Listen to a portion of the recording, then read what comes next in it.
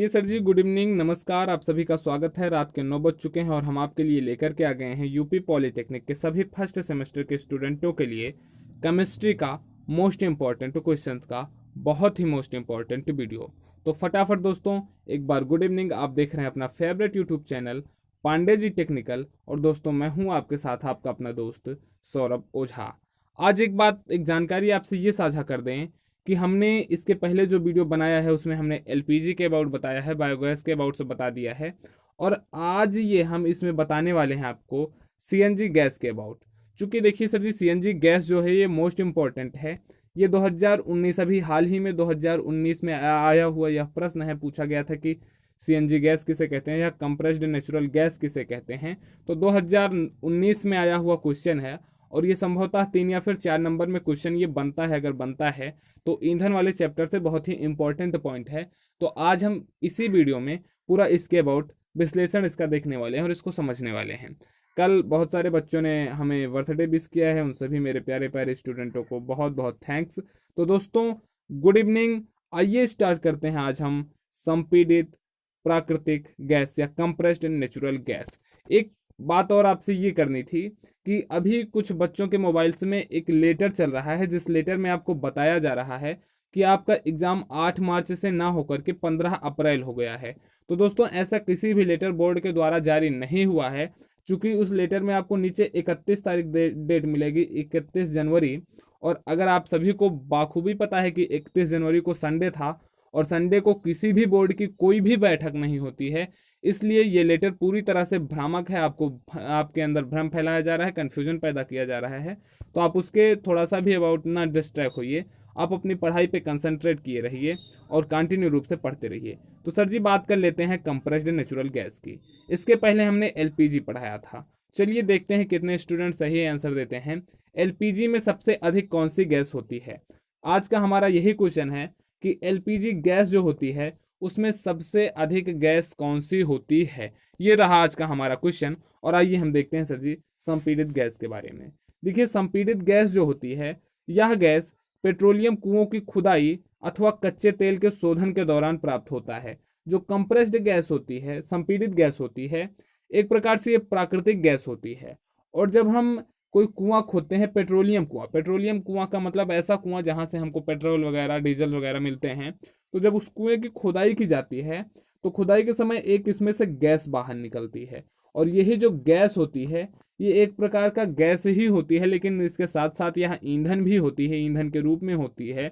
उसी गैस को आपको कहा जाता है प्राकृतिक गैस। ठीक है, जब आप कुओं की खुदाई से हमें जो गैस प्राप्त होती है वो आपकी कहलाती है नम गैस या वेट गैस। आपसे पूछा जाएगा कभी कभी 1 नंबर में, नम गैस किसे कहते हैं या वेट गैस किसे कहते हैं? तो जो आपकी होती है संपीड़ित प्राकृतिक गैस, इसी गैस को हम नम गैस भी कहते हैं। ठीक है, तो दोनों एक ही नाम है, बस डिफरेंस ये है कि जो नम गैस होती है वो जब हम पेट्रोलियम गैस की खुदाई करते हैं तो उसके समय जो गैस बाहर निकलती है उसी गैस को हम लोग नम गैस कहते हैं। ठीक, और इसके साथ साथ एक चीज और ये होता है कि जब हम क्या करते हैं, कच्चे पेट्रोलियम के साथ प्राप्त करते हैं, जब हम कुआं खोदते हैं तो उसमें से जो गैस प्राप्त होगी वो आपकी नम गैस कहलाएगी। और उसमें जो हमें मटेरियल से प्राप्त होंगे, जो उसमें से पेट्रोलियम वगैरह प्राप्त होंगे, उनके साथ भी एक गैस घुली हुई होती है, उस गैस को शुष्क गैस कहते हैं। और ये शुष्क गैस भी एक प्रकार की कंप्रेस्ड नेचुरल गैस ही होती है। मतलब अगर आपसे पूछा जाए कि कंप्रेस्ड नेचुरल गैस क्या है, तो वह गैस जो पेट्रोलियम कुओं की खुदाई के समय अथवा कच्चे तेल के शोधन के दौरान प्राप्त होती है, आपकी कंप्रेस्ड नेचुरल गैस या संपीड़ित प्राकृतिक गैस कहलाती है। और जब संपीड़ित प्राकृतिक गैस कुओं की खुदाई के टाइम प्राप्त होगी तो उसे हम नम गैस कहते हैं, और जब कच्चे तेल के शोधन के दौरान प्राप्त होगी तो उसे हम शुष्क गैस कहते हैं। ठीक है दोस्तों, जैसे हमारा एक दूसरा चैनल है जिसमें हम आप लोगों को बेहतरीन शायरियाँ प्रोवाइड करवाते हैं, अगर आप उसे देखना चाहते हैं तो आप सर्च कर सकते हैं STUDY study more by Saurabh, या फिर उसकी लिंक हम नीचे आपको डिस्क्रिप्शन में दिए दे रहे हैं। आप वहां से हमारे उस चैनल पे पहुंच सकते हैं और मेरी दमदार शायरियों को सुन सकते हैं, और चाहे तो उसको सब्सक्राइब भी कर सकते हैं, ताकि आपको अच्छे अच्छे नोटिफिकेशंस मेरी शायरियों द्वारा और नवाबी अंदाज के द्वारा आपको मिलती रहे। तो सर जी इसमें हम देखे लेते हैं कि ये जो शुष्क गैस होती है, ये शुष्क गैस कब प्राप्त होती है? जब पेट्रोलियम जो हमें प्राप्त होता है उस पेट्रोलियम का हम शोधन करते हैं। जब पेट्रोलियम के शोधन के टाइम जो गैस प्राप्त होगी वही गैस आपकी शुष्क गैस कहलाएगी। और शुष्क गैस भी एक प्रकार की आपकी संपीड़ित प्राकृतिक गैस होती है। अब बात कर लेते हैं कि इस गैस में जो संपीड़ित प्राकृतिक गैस होती है सीएनजी, इसको अब हम शॉर्ट फॉर्म में क्या बोलेंगे? सीएनजी बोलेंगे। C for compressed, N for natural और जी फॉर गैस। हम सीएनजी बोले, इसका मतलब संपीड़ित प्राकृतिक गैस है। ठीक है, संपीड़ित गैस जो होती है मतलब सीएनजी जो होती है, इसका संगठन क्या होता है, इसमें कौन कौन सी गैसें होती हैं। हमने जो क्वेश्चन पूछा है कि एलपीजी में कौन कौन सी गैसें होती हैं, उसका बहुत सारे बच्चे आंसर देंगे और बहुत सारे बच्चों को नहीं आता होगा। तो उनसे ये रिक्वेस्ट है कि आप हमारे पिछले वीडियो पे जाकर के देख सकते हैं या फिर अपने बुक्स वगैरह से पढ़ लीजिए, चूंकि क्वेश्चन इंपॉर्टेंट है एलपीजी और सीएनजी दोनों इस चैप्टर से। ठीक, तो जो सीएनजी होती है, सीएनजी में मेन रूप से मेथेन होता है आपका CH4। CH4 जो है वो 70% तक मतलब 70% तक आपका मीथेन होता है कंप्रेस्ड गैस सीएनजी में। और एक चीज यहाँ पर सीएनजी और एलपीजी में डिफरेंस ये समझ लीजिए कि सीएनजी में आपका मीथेन होता है जबकि एलपीजी में आपका मीथेन अवेलेबल नहीं होता है। तो सीएनजी में 70% मीथेन होता है और ईथेन मतलब C2H6 जो होता है वो आपका 5 से 10% होता है। और हाइड्रोजन का मॉलिक्यूलर भी इसमें मौजूद रहता है सीएनजी गैस में। और इसके साथ साथ कार्बन मोनोऑक्साइड तथा कार्बन डाइऑक्साइड का मिश्रण भी सीएनजी गैस में मौजूद रहता है। आपसे क्वेश्चन फिर एक नंबर में आपका क्वेश्चन बनेगा कि सीएनजी गैस में सबसे अधिक कौन सी गैस उपस्थित रहती है। तो सीएनजी गैस में सबसे अधिक मीथेन गैस उपस्थित रहती है। इतना आपका क्वेश्चन क्लियर हुआ। फिर उसके बाद सर जी आपका एक नंबर का और क्वेश्चन बनेगा, या फिर आप जैसे मान लीजिए सीएनजी आपको 3 या 4 नंबर में दिया गया है तो आप पूरा लिख सकते हैं उसी में कि जो सीएनजी गैस होती है उसकी उसका ऊष्मीय मान लगभग 12,000 से 14,000 किलो कैलोरी प्रति मीटर क्यूब होती है। ये मोस्ट इंपॉर्टेंट है, इसको सर जी आप याद कर लीजिए कि जो सीएनजी गैस होती है उसका ऊष्मीय जो मान होता है वो आपका 12,000 से 14,000 किलो कैलोरी प्रति मीटर क्यूब होता है। आप इसको आगे लिखते चले जाएंगे तो बेहतर बनता चला जाएगा और आपको नंबर्स अच्छे मिलेंगे। ठीक है, अब इसमें एक चीज आप यह भी देख सकते हैं कि सीएनजी गैस को हम वाहनों में प्रयुक्त करते हैं तो सीएनजी एक प्रकार की संपीड़ित गैस होती है, जबकि एलपीजी जो होती है वो आपकी एक प्रकार की लिक्विड गैस होती है। ये आपकी संपीड़ित गैस होती है जबकि एलपीजी आपकी संपीड़ित गैस होती है। तो सीएनजी में आप लिख सकते हैं कि सीएनजी गैस एक प्रकार की संपीड़ित गैस होती है। अब प्राकृतिक गैस के रासायनिक गुण मतलब केमिकल प्रॉपर्टी क्या होती है सीएनजी गैस की। आप इसको आप चाहे सीएनजी बोल दें या फिर नेचुरल गैस बोल दें, दोनों चीजें एक तरह से समान मानी जाती हैं। तो प्राकृतिक गैसों में कौन कौन से रासायनिक गुण होते हैं? इस गैस में सबसे अधिक अवयव मीथेन का होता है, हमने आपको पहले ही बता दिया है। चूंकि हम जानते हैं कि मीथेन क्या है, एक अक्रिय हाइड्रोकार्बन है। सर जी अब अक्रिय हाइड्रोकार्बन क्या है? जो बच्चे 12th में अच्छे से केमिस्ट्री पढ़ के आए हैं उनको तो पता होगा सक्रिय हाइड्रोकार्बन और अक्रिय हाइड्रोकार्बन, और जिनको नहीं पता है वो लोग भी टेंशन न लें, क्योंकि हम केमिस्ट्री के अब लगातार वीडियोस तो प्रोवाइड करवा रहे हैं और आगे हम आपको यही बताने वाले हैं कि सक्रिय और अक्रिय हाइड्रोकार्बन्स क्या होते हैं, हाइड्रोकार्बन्स का आप नामकरण कैसे करेंगे, सब हम आपको पूरा का पूरा बताते चलेंगे। ठीक है, तो मीथेन जो होता है वो एक प्रकार का अक्रिय हाइड्रोकार्बन होता है, इसलिए इसमें कोई भी रासायनिक क्रिया नहीं होगी जब मीथेन की मात्रा सबसे अधिक अवेलेबल रहती है। जब भाई कोई भी रासायनिक क्रिया अवेलेबल नहीं होगी उसमें, तो सीएनजी को आप दूर भेज सकते हैं पाइपों के माध्यम से। सबसे बड़ी प्रॉपर्टी सीएनजी की यही होती है कि इसमें मीथेन एक अक्रिय हाइड्रोकार्बन के रूप में मौजूद होने के कारण सीएनजी को आप पाइप के माध्यम से दूर तक भेज सकते हैं और इसका अधिक उपयोग किया जा सकता है। ठीक है, और सीएनजी में आपका प्रोपेन वगैरह बहुत सारी अदर्स गैसें अवेलेबल होती हैं। इसमें आपका नाइट्रोजन भी होता है, हीलियम भी होता है, कार्बन डाइऑक्साइड भी होता है और हाइड्रोजन सल्फेट तथा जलवाष्प भी मौजूद रहते हैं।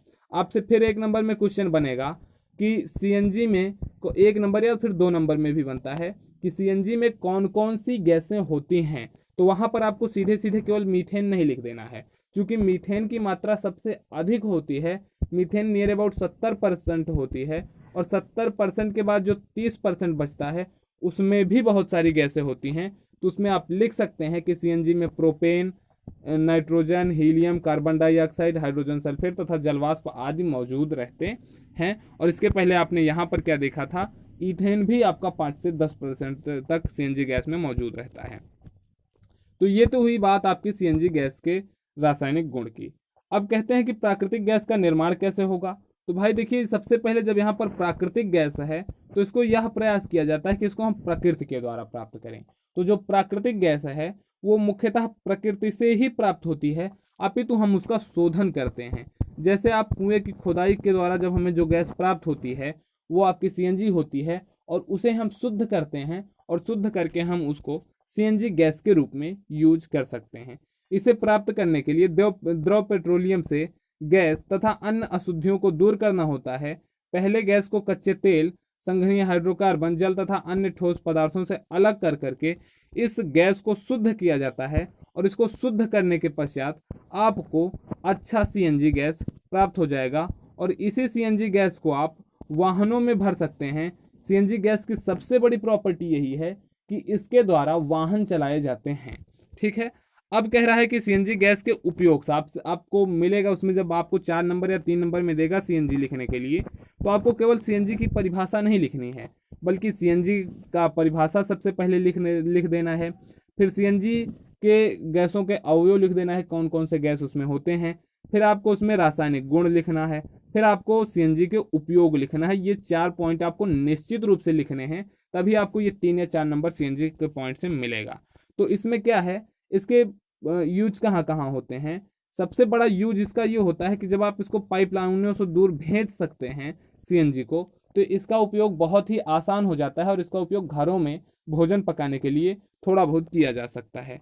ठीक है, अब इससे आप कच्चे पदार्थ के रूप में हाइड्रोजन गैस तथा कार्बन ब्लैक के निर्माण में किया जाता है। सीएनजी जो गैस होती है इसमें मीथेन होती है, ईथेन होती है, तब इसमें हाइड्रोजन होता है, और उसी हाइड्रोजन के द्वारा सीएनजी गैस को एज अ रॉ मटेरियल, एक कच्चे पदार्थ की तरह हम यूज करते हैं, तब इससे आप हाइड्रोजन बना सकते हैं और कार्बन ब्लैक बना सकते हैं। ठीक है, ये सब इससे बनाया जा सकता है। और सीएनजी का उपयोग वाहनों में बहुत अधिक किया जाता है ईंधन के रूप में। आजकल जो सीएनजी गैस है उसका बहुत तगड़े से यूज किया जा रहा है वाहनों में सीएनजी गैस भर के वाहन चलाए जा रहे हैं, जिससे प्रदूषण कम हो रहा है, और ये सस्ता भी पड़ता है। ठीक है, तो इस कारण से सीएनजी गैस बहुत अधिक यूज हो रहा है। अब अगर आप और अच्छा इसमें नॉलेज लेना चाहते हैं, तब आगे नीचे लिख सकते हैं कि जो सीएनजी गैस है इसको ऑटो वाहन के रूप में यूज किया जाता है, और 1992 में, सबसे पहले 1992 से इसको सीएनजी गैस को यूज किया जा रहा है। सबसे पहले इसको भारत के बॉम्बे में और दिल्ली में और बड़ोदरा में इसको यूज किया गया था, इस पे प्रोजेक्ट किया गया था सीएनजी गैस को। और इसके साथ साथ आप इसमें यह भी बता सकते हैं कि भारत में प्राकृतिक गैस की लंबाई जो है वो लगभग 1316 किलोमीटर लंबी पाइपलाइंस के द्वारा होता है। मतलब आपको जहां भी सीएनजी गैस मिलती है वो लगभग इसी 1316 किलोमीटर की जो पाइपलाइन बिछी हुई है सीएनजी गैस की, इसी के थ्रू मिलती रहती है। अब सीएनजी गैस की उपयोगिताएं कहाँ कहाँ पर होती हैं और क्यों की जाती हैं, एडवांटेज से इसके क्या है, लाभ क्या हैं। तो सबसे बड़ा लाभ इसका है, यह स्वच्छ व पूर्ण दहन करता है। बहुत कम कार्बन अवशेष इसमें बचता है। जब सीएनजी गैस को आप यूज करेंगे तो इससे कार्बन बहुत ही कम बचता है, और इसमें कम मरम्मत की आवश्यकता होती है। और सबसे बड़ी बात, ये प्रदूषण रहित होता है। और आजकल जो गवर्नमेंट है वो प्रदूषण को पूरी तरह से कंट्रोल करने के लिए हर संभव कदम उठा रही है। तो जो सीएनजी गैस है, इसी कारण से सीएनजी गैस को अत्यधिक बढ़ावा दिया जा रहा है। और सीएनजी गैस को हम जब यूज करते हैं तो इससे कोई भी हानिकारक गैसें नहीं उत्पन्न होती हैं, जो कि हमारे स्वास्थ्य के लिए बहुत ही अच्छा है। और यह बहुत सस्ता पड़ता है पेट्रोल और डीजल की अपेक्षा, और इसका जीवन काल भी अधिक होता है। इस कारण से हम सीएनजी गैस को बहुत अधिक मात्रा में यूज करते हैं। तो दोस्तों, आज तो हमने बात की आपसे सीएनजी के बारे में, एलपीजी हम पहले ही बात कर चुके हैं। अब इसके बाद हमारा जो पॉइंट बचता है वो आपका बचता है स्नेहक का। हम अपने अगले एक वीडियो में आपको स्नेहक के जितने भी इंपॉर्टेंट क्वेश्चंस बनते हैं और जितने भी इसके इंपॉर्टेंट डेफिनेशंस बनती हैं, सबका सब कंप्लीट करवा देने वाले हैं। अगला वीडियो हमारा स्नेहक पर ही होने वाला है। तो दोस्तों, फटाफट इस चैनल को सब्सक्राइब कर लीजिए, अपने दोस्तों में भी हमारे इस वीडियो को शेयर कर दीजिए। और हमारा जो चैनल है जिस पर हम आप लोगों को शायरियाँ वगैरह प्रोवाइड करवाते हैं, अच्छे अच्छे आप लोगों को उस पर राइटर्स आते हैं, जो कि यूथ आते हैं, जो यंगस्टर हैं, जो कि लिखना पसंद करते हैं, कुछ भी अपनी प्रतिभाएं दिखाना पसंद करते हैं, तो उनके लिए हम लोगों ने एक नवाबी मंच बनाया है, जिसपे लगभग रिकॉर्डिंग्स की जाती है जो भी यूथ्स होते हैं, और उनका प्रसारण हमारे channel study more by Saurabh, या फिर उसी चैनल को हम बहुत ही जल्द नवाबी अंदाज में कन्वर्ट करने वाले हैं, उस पर होता है। तो आप स्टडी मोर बाय सौरभ को सर्च कर सकते हैं, वीडियो से देख सकते हैं, और अगर पसंद आता है तो उसको भी फॉलो कर सकते हैं। तो दोस्तों, तब तक के लिए नमस्कार, जय हिंद, जय भारत। हम फिर मिलते हैं अपने अगले वीडियो में। डेली रात के 7 बजे पॉलिटेक्निक एंट्रेंस एग्जाम के स्टूडेंटों की क्लास आपके पांडे जी के द्वारा, मतलब रोशन पांडे जी के द्वारा, एवं डेली रात के 9 बजे पॉलिटेक्निक सेमेस्टर के स्टूडेंटों का जो क्लासें होती हैं, ये चलती हैं मेरे द्वारा, मतलब सौरभ ओझा के द्वारा। तो आपको ये 7 बजे और 9 बजे, अगर आप एंट्रेंस एग्जाम के स्टूडेंट हैं या आपके कॉन्टेक्ट के जो भी हैं, आप उनके पास हमारे 7 बजे वाली वीडियो पहुंचाइए, और आपके जो सेमेस्टर वाले स्टूडेंट हैं उनके पास हमारी रात के 9 बजे वीडियोस आती हैं, उनके पास तक रात के 9 बजे वाली वीडियो पहुंचाइए। तो दोस्तों, तब तक के लिए नमस्कार, जय हिंद, जय भारत। फिर मिलते हैं अगले वीडियो में स्नेहक के साथ। जय हिंद।